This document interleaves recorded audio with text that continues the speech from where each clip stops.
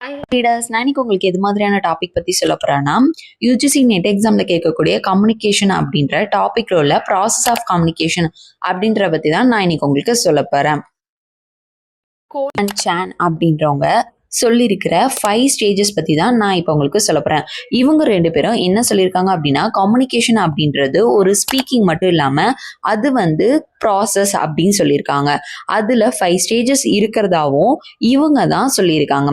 அதில் first stage என்ன அப்படின்னா, ஃபார்முலேஷன் ஆஃப் மெசேஜ். அதாவது சென்டர் இன்ஃபர்மேஷனை சென்ட் பண்ணுறாங்களா, அவங்களோட தாட்ஸையும் ஐடியாஸையும் இன்னொருத்தவங்களுக்கு பாஸ் பண்ணுறாங்க, சென்ட் பண்ணுறாங்க அப்படின்ட்டு ஃபர்ஸ்ட் ஸ்டேஜில் சொல்லியிருக்காங்க. For example, class room teacher. அதாவது கிளாஸ் ரூம்ல டீச்சர்ஸ் சொல்லிக் கொடுக்கும்போது என்ன பண்ணுவாங்க, அவங்க ஒரு இன்ஃபர்மேஷனை பாஸ் பண்ணுவாங்க ஸ்டூடெண்ட்ஸ்க்கு. இதுதான் ஃபர்ஸ்ட் ஸ்டேஜ் அப்படின்னு சொல்லியிருக்காங்க. Stage 2 message encoding. அதாவது மெசேஜ் என்கோடிங் ஆகிறது. Convert thoughts into words. அதாவது ஒரு மெசேஜ் அவங்க சொல்றாங்க அப்படின்னா அதை வேர்ட்ஸாவோ இல்லைன்னா ஒரு வீடியோவோ கன்வெர்ட் பண்றது. அதை தான் மெசேஜ் என்கோடிங் அப்படின்னு சொல்றாங்க. இந்த செகண்ட் ஸ்டேஜில் கிளாஸ் ரூம் கம்யூனிகேஷன் இருக்கும்போது டீச்சர் என்ன பண்ணுவாங்க அப்படின்னா, அவங்களோட ஐடியாஸை தாட்ஸை வேர்ட்ஸாக கன்வெர்ட் பண்ணி ஸ்டூடெண்ட்ஸ்க்கு சொல்கிறது. இந்த ஸ்டேஜ் தான் மெசேஜ் என்கோடிங் அப்படின்ட்டு செகண்ட் ஸ்டேஜாக சொல்லியிருக்காங்க. Third stage message transmission, electronic delivery channel R medium. அதாவது டெலிவரி பண்ணுறது. அந்த மெசேஜை எது மூலமா டெலிவரி பண்ணுறோம், ஒரு ஊடகத்து மூலயமா டெலிவரி பண்ணுறது தான் மெசேஜ் டிரான்ஸ்மிஷன் அப்படின்னு சொல்கிறாங்க. இது ஒரு சேனலாவோ இல்லை மீடியமாவோ இருக்கலாம். ஃபார் எக்ஸாம்பிள், நம்ம ஒரு இன்ஃபர்மேஷனை, அதாவது வேர்ல்டு லெவலில் உள்ள இன்ஃபர்மேஷனை எப்படி தெரிஞ்சுக்கிறோம், ஒரு நியூஸ் மூலயமா தெரிஞ்சுக்கிறோம். அது ஒரு சேனல்.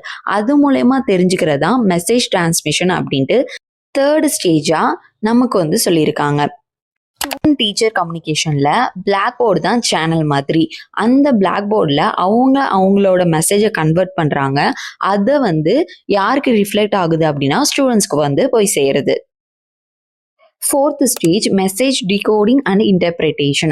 அதாவது மெசேஜை ரிசீவர் அண்டர்ஸ்டாண்ட் பண்ணிக்கிறது, புரிஞ்சுக்கிறது, என்ன மெசேஜ் சொல்கிறாங்க அப்படின்றது தான் இதில் மெசேஜ் டிகோடிங் அப்படின்னு சொல்கிறாங்க. ஃபார் எக்ஸாம்பிள், அதே சேம் கம்யூனிகேஷன், கிளாஸ் ரூம் கம்யூனிகேஷனை பொறுத்த வரைக்கும் டீச்சர் சொல்கிறது ஸ்டூடெண்ட்ஸ்க்கு போய் சேர்ந்துருச்சு, அவங்க அண்டர்ஸ்டாண்ட் பண்ணிக்கிட்டாங்க, அதை டீகோட் பண்ணுறது தான், அவங்க அண்டர்ஸ்டாண்ட் பண்ணி அதை லேர்ன் பண்ணிக்கிறது தான் மெசேஜ் டிகோடிங் அப்படின்னு சொல்கிறாங்க.